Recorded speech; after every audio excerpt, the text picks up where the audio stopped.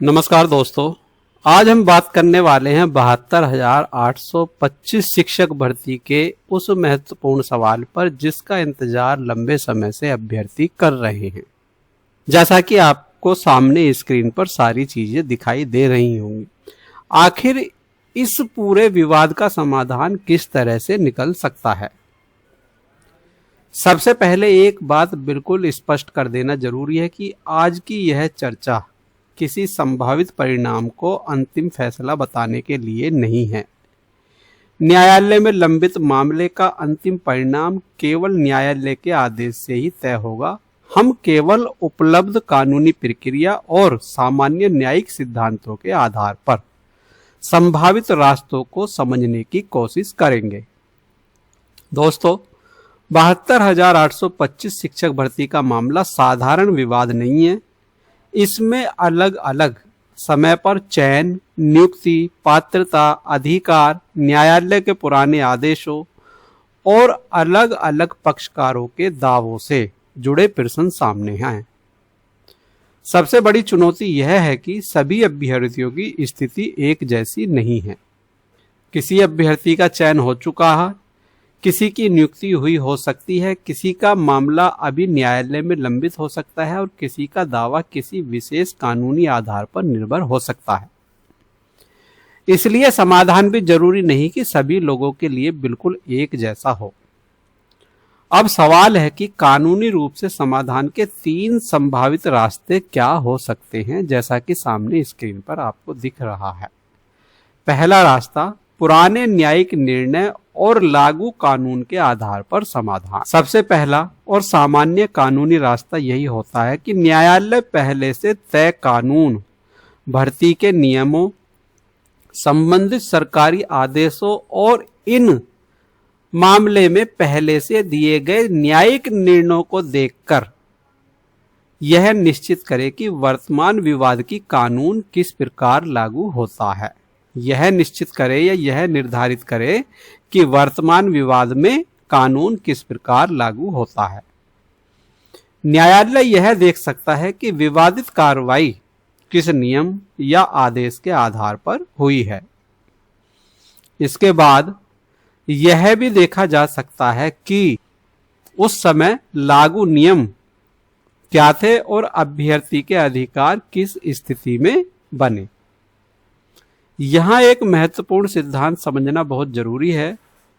किसी भर्ती में केवल यह देखना पर्याप्त नहीं होता कि किस व्यक्ति को लाभ या नुकसान हुआ। न्यायालय को यह देखना होता है कि उस लाभ का नुकसान का आधार कानून के अनुरूप था या नहीं। यदि न्यायालय यह पाता है कि किसी विशेष मुद्दे पर पहले से स्पष्ट कानूनी स्थिति मौजूद है, तो उसी के आधार पर संबंधित विवाद को हल किया जा सकता है। लेकिन यहां भी हर व्यक्ति की स्थिति अलग अलग देखी जा सकती है। उदाहरण के लिए, यदि किसी अभ्यर्थी की नियुक्ति हो चुकी है और वह लंबे समय से सेवा में है, तो उसके मामले में न्यायालय केवल चयन की प्रक्रिया ही नहीं बल्कि उसके बाद की परिस्थितियां और अधिकारों को भी ध्यान में रख सकता है। पुराने निर्णय, लागू नियम, वर्तमान परिस्थितियां और कानूनी समाधान, इसीलिए इसका पहला रास्ता हो सकते हैं। अब रास्ता दूसरा क्या हो सकता है? तो इसमें मुद्दों को अलग अलग करके समाधान करने की दिशा में दूसरा रास्ता हमारा बनता है। इसमें जब बड़ी संख्या में याचिकाएं होती हैं तो उनमें उठाए गए सभी प्रश्न एक जैसे नहीं होते हैं। कुछ याचिकाओं में चयन से जुड़ा प्रश्न हो सकता है, कुछ में नियुक्ति से संबंधित प्रश्न हो सकते हैं, कुछ में पात्रता का प्रश्न हो सकता है, कुछ में न्यायालय के किसी पुराने आदेश के अनुपालन का प्रश्न हो सकता है और कुछ मामलों में व्यक्तिगत अभ्यर्थियों की अलग अलग परिस्थितियां हो सकती हैं। ऐसी स्थिति में न्यायालय सभी मामलों को एक ही तरीके से तय करने के बजाय समान कानूनी प्रश्नों को एक साथ लेकर आगे बढ़ सकता है। इसे आसान तरीके से समझे तो मान लीजिए 20 याचिकाओं में एक ही कानूनी प्रश्न है और 30 दूसरी याचिकाओं में अलग प्रश्न हैं, तो न्यायालय पहले यह निर्धारित कर सकता है कि पहले समूह का कानूनी प्रश्न क्या है और दूसरे समूह का प्रश्न क्या है। इसके बाद संबंधित पक्षों की दलीलें सुनकर प्रत्येक मुद्दे पर अलग निष्कर्ष निकाला जा सकता है। इससे एक बहुत महत्वपूर्ण फायदा होता है। एक ही प्रकार के विवाद पर अलग अलग आदेशों की आवश्यकता कम हो सकती है और न्यायालय के सामने पूरा विवाद व्यवस्थित रूप से आ सकता है। 72,825 जैसे पुराने और जटिल मामले में यह तरीका व्यवहारिक रूप से महत्वपूर्ण हो सकता है, क्योंकि यहाँ सबसे बड़ी आवश्यकता यही है कि किस अभ्यर्थी का दावा किस कानूनी प्रश्न से जुड़ा है, यह स्पष्ट हो। तीसरे रास्ते की बात करें तो संतुलित या व्यवहारिक न्यायिक समाधान भी यहाँ देखने को मिल सकता है। कई बार किसी पुराने विवाद में ऐसी परिस्थितियां बन जाती हैं जहां केवल यह तय करना कि गलती किसकी थी पर्याप्त नहीं होता।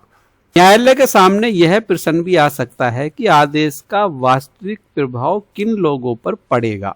मान लीजिए किसी मामले में वर्षों पहले चयन और नियुक्तियां हो चुकी हैं, उसके बाद अभ्यर्थियों ने सेवा की वेतन प्राप्त किया और उनकी सेवा से जुड़े अधिकार विकसित हुए। ऐसी परिस्थिति में न्यायालय को कानून के साथ साथ व्यवहारिक परिणाम और प्रभावित पक्षों के हितों पर भी विचार करना पड़ सकता है।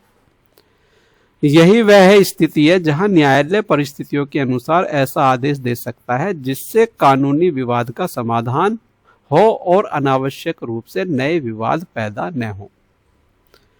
दोस्तों, 72,825 से जुड़े कंटेम्प्ट यानी कि अवमानना के मामलों को भी इसी संदर्भ में समझना जरूरी है।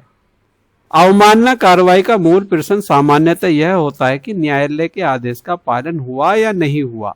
यदि किसी पक्ष का आरोप है कि आदेश का पालन नहीं हुआ तो न्यायालय रिकॉर्ड और संबंधित पक्षों की स्थिति देखकर आगे की कार्रवाई तय कर सकता है। 23 सितंबर 2026 की प्रस्तावित कंटेम्प्ट सुनवाई इसी कारण अभ्यर्थियों के लिए महत्वपूर्ण है।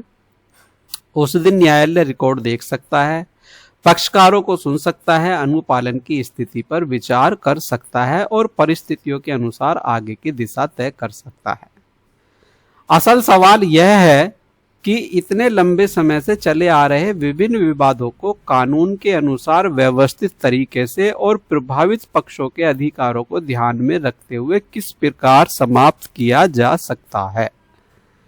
आने वाली कार्रवाई में यदि याचिकाओं के मुद्दे स्पष्ट होते हैं, पक्षकारों की दलीलें पूरी होती हैं और न्यायालय प्रत्येक विवाद की कानूनी स्थिति निर्धारित करता है, तो समाधान की दिशा निश्चित रूप से अधिक स्पष्ट हो सकती है। इसलिए आने वाले समय में सबसे महत्वपूर्ण होगा कौन सा मुद्दा न्यायालय के सामने है, उस पर कानून क्या कहता है और न्यायालय उस कानून को वर्तमान परिस्थितियों पर किस प्रकार लागू करता है। यही 72,825 शिक्षक भर्ती के संभावित समाधान की वास्तविक कानूनी तस्वीर है। अंतिम फैसला न्यायालय ही करेगा। साथियों, जानकारी आपको अच्छी लगी है तो वीडियो को लाइक कीजिए, वीडियो को शेयर कीजिए और यदि आपने हमारा चैनल सब्सक्राइब नहीं किया है तो चैनल को सब्सक्राइब कीजिए। मिलते हैं 72,825 शिक्षक भर्ती की नई अपडेट और नई जानकारी के साथ। जय हिंद, जय भारत, धन्यवाद साथियों।